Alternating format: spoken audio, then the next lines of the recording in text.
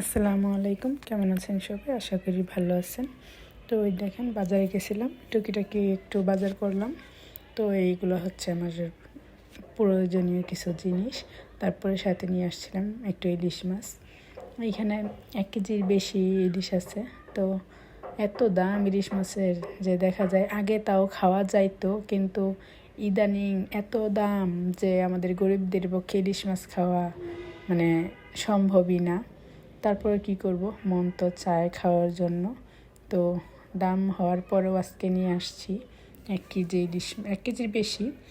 তো ভাবলাম যে একটা কাইটা রান্না করি, তো একটা কাটতে বসে গেছি। তো আমার ইলিশ মাছগুলো কিন্তু অনেক তাজা ছিল, অনেকই তাজা, আর ফ্লেভারটাও কিন্তু অনেক ভালো ছিল। তো মনে হয় যে অরিজিনাল ইলিশই, হ্যাঁ ইলিশই হবে।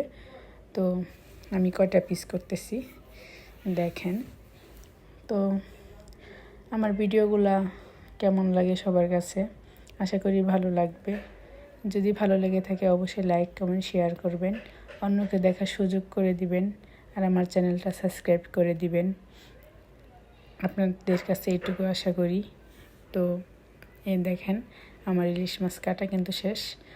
দেখেন মাথাটা আমি ফালি করে দিতেছি, যে 2জন মানুষ তো ভাগ ভাগ করতে